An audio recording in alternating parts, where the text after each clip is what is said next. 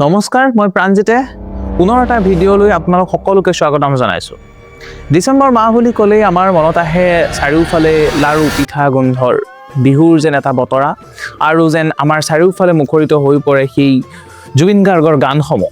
সেই গানসমূহে আমাৰ মাজত সোমাই আছে এটা পৰম্পৰা। যিয়েই নহওক, আজি আমাৰ বিষয়টো হৈছে আমাৰ বিহুৰ সমান্তৰালভাৱে অন্য এটা উৎসৱ পালন কৰোঁ, খ্ৰীষ্টমাছ। সকলোৱে জানে 25 ডিচেম্বৰ তাৰিখটো আমি বৰদিন হিচাপে পালন কৰোঁ। কিন্তু কিয় আমি এই বৰদিনটো আমি কিয় পালন কৰোঁ? সকলোৱে জানে যীশু খ্ৰীষ্টৰ জন্মদিন। কিন্তু ইয়াত আপোনালোকে আৰু এটা কথা জানি আচৰিত হ'ব যে বাইবেলত যীশু খ্ৰীষ্টৰ জন্ম 25 ডিচেম্বৰ বুলি তেনেকুৱা কোনো দিন উল্লেখ নাই। কিন্তু কেনেকৈ এই 25 ডিচেম্বৰ তাৰিখটো আমি এটা জন্মদিন হিচাপে যীশু খ্ৰীষ্টৰ জন্মদিন হিচাপে পালন কৰোঁ। গতিকে আজিৰ এই ভিডিঅ'টো আমি সেই কথাটোৰ ওপৰতে আলোচনা কৰিবলৈ লৈছোঁ যে খ্ৰীষ্টমাছ কেনেকৈ আমাৰ 25 ডিচেম্বৰত জন্ম হ'ল, যদিও বাইবেলত গোটেই কথাখিনি নাইকিয়া।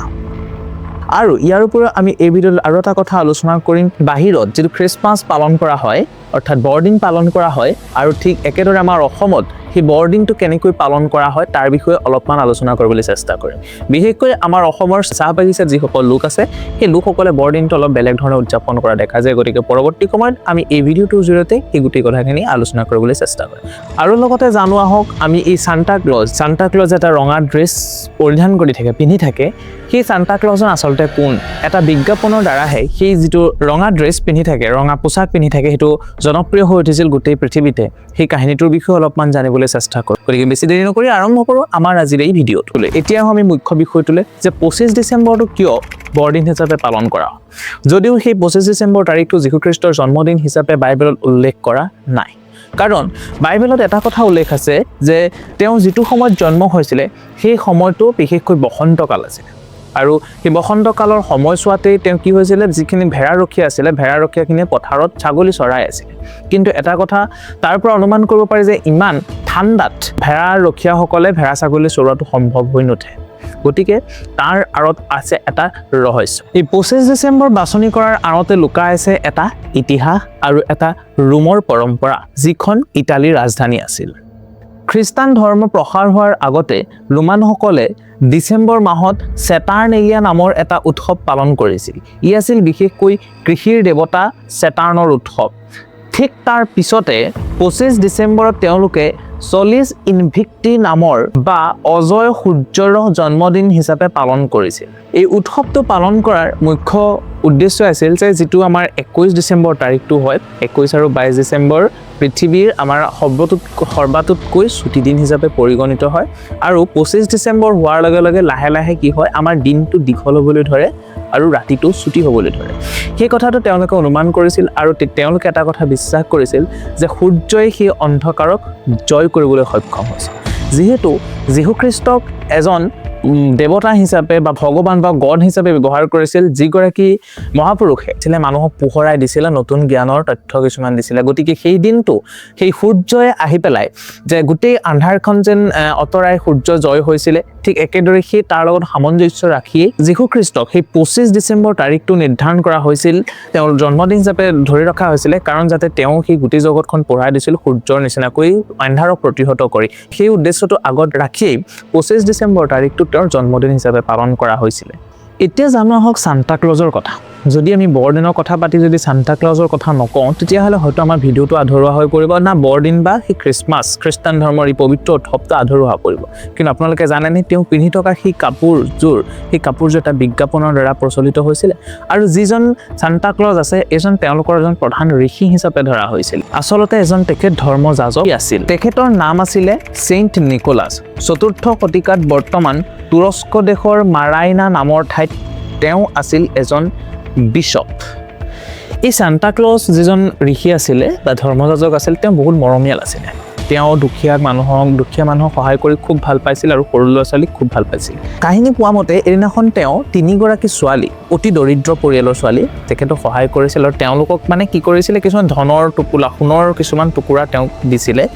আৰু সেই ওপৰৰ পৰা যে সোণৰ টুকুৰাখিনি পেলাই দিছিলে মানে এনেকৈ মেলি থোৱা কিছুমান মোজাৰ ভিতৰত সেই সোণৰ টুকুৰাসমূহ সোমাই গৈছিলে আৰু তাৰ ফলত কি হৈছিলে সোণৰ টুকুৰাখিনি যেতিয়া তেওঁলোকে পাইছিলে তেওঁলোকে সেই সোণৰ টুকুৰা পাই পেলাই বহুত আনন্দিত অনুভৱ কৰিছিলে আৰু সেই দিনাখনৰ পৰাই মানুহবিলাকে বিশ্বাস কৰিবলৈ লৈছিল যে এনেকৈ যদি আমি মোজা ওলমাই ৰাখোঁ তেতিয়া হয়তো আমাৰ সান্তা ক্লজে কিবা এটা উপহাৰ দিব আৰু সেই তেতিয়াৰ পৰাই আমাৰ গোটেই পৃথিৱীত খ্ৰীষ্টান ধৰ্মৰ লোকসকলে মোজা ওলোমোৱা বিশেষকৈ বৰদিনৰ দিনটোত মোজা ওলোমোৱাৰ এটা পৰম্পৰা গঢ় লৈ উঠিছিলে কিন্তু আমাৰ এই আধুনিক সান্তা ক্লজনৰ কেনেকৈ সৃষ্টি হয় জানো আহক তেওঁৰ কথাও এটা কাহিনীৰ পৰা আমি 19 শতিকাত আমেৰিকাত এটা চৰিত্ৰৰ জনপ্ৰিয়তা পায় আৰু এটা আমোদজনক তথ্য 1931 চনৰ আগলৈকে সান্তা ক্লজক বিভিন্ন ৰঙৰ কাপোৰত কেতিয়াবা সেউজীয়া কেতিয়াবা নীলা ৰঙত দেখা গৈছে কিন্তু 1931 চনত কোকা-কোলা নামৰ এটা কোম্পানী তেওঁলোকৰ বিজ্ঞাপনৰ পৰা সান্তা ক্লজ ব্ৰেণ্ডৰ ৰঙৰ লগত মিলাই সম্পূৰ্ণ ৰঙা বা বগা সাজত সজাই তোলা হয় আৰু এই বিজ্ঞাপন নামেৰে জনপ্ৰিয় হ'ল যে তেতিয়াৰ পৰাই সান্তা ক্লজ মানে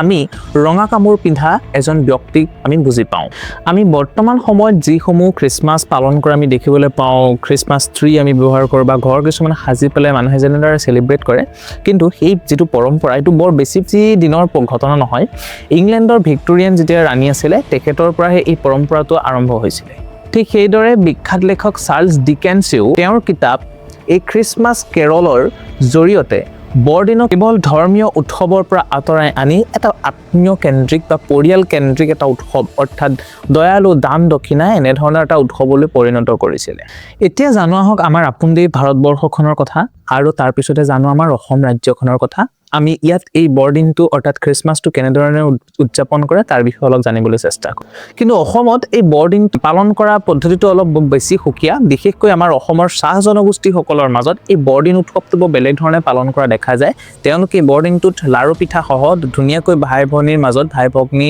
সকলোৰে মাজত মিলাপ্ৰীতিৰে এই উৎসৱটো পালন কৰা আমি দেখিবলৈ পাওঁ গতিকে বৰদিনটোৰ এটা উৎসৱ আমাৰ চাহ জনগোষ্ঠীসকলৰ বৰ বেছিকৈ প্ৰভাৱ পৰে বুলি আমি গণ্য কৰিব এইখিনিতে আৰু এটা কথা মন কৰিব লগা যিটো আমাৰ বৰদিন পালন কৰা হয় সেই পালন কৰাৰ সময় বা কালচোৱাটো আমাৰ ডিচেম্বৰ অৰ্থাৎ আমাৰ মাঘ মাহ অসমীয়াসকলৰ যদি মাঘ মাহটো যদি আমি চাওঁ প্ৰায় তেনেকুৱা সময়ত আমাৰ ধান চানবিলাক কটা হয় হাৰ্ভেষ্টিং ছিজনটো আমাৰ ষ্টাৰ্ট হয় য'ত আমি ধানবিলাক কাটোঁ আৰু গোটেই চাৰিওদিশটো আমাৰ কি হৈ যায় খোৱা বস্তুবিলাক উভৈনদী হৈ যায় যিটোৰ কাৰণে আমি মাঘ বিহু পালন কৰোঁ এই কালচোৱা তাৰ প্ৰায় অন্তৰ্গতত পৰে গতিকে সকলোৱে ধান কাটি মৰণা মাৰি কৰি তেওঁলোকে এটা জিৰণিৰ সময় বা অৱসৰ বিনোদন পায় অৱসৰ বিনোদনৰ কাৰণে তেওঁলোকে এই উৎসৱটোৰ লগতে অলপ উদযাপন কৰা আমি দেখিবলৈ পাওঁ গতিকে কেৱল বৰদিনটো এটা ধৰ্মীয় উৎসৱৰ লগত সংগতি নাৰাখি ই এটা কৃষিভিত্তিক উৎসৱ বা হাৰ্ভেষ্ট ফেষ্টিভেল হিচাপেও আমাৰ অসমৰ কিছু কিছু ঠাইত গণ্য কৰা আমি দেখিবলৈ পাওঁ অৰ্থাৎ এটা কথা আমি গম পালোঁ যে বৰদিন মানে অসমত কেৱল এটা খ্ৰীষ্টানসকলৰ ধৰ্মীয় উৎসৱ হৈ নাথাকে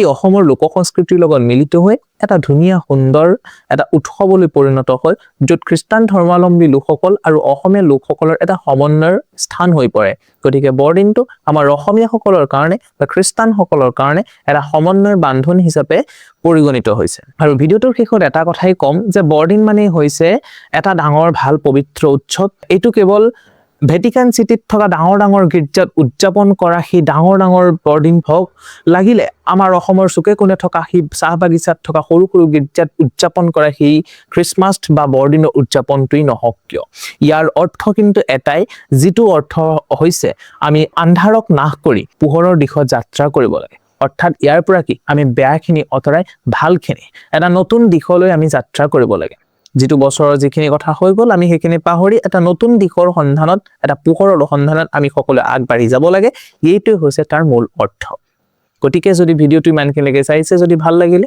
তাত লাইক কৰি দিব যদি চেনেলটোক যদি এনেকুৱা তথ্যসমূহ চাই থাকিব বিচাৰে এনেকুৱা কথাসমূহ যদি জানি থাকিব বিচাৰে তেন্তে চেনেলটো ছাবস্ক্ৰাইব কৰি দিব আৰু বন্ধু বান্ধৱীৰ মাজত শ্বেয়াৰ কৰি দিবলৈ নাপাহৰিব জয় আই অসম ধন্যবাদ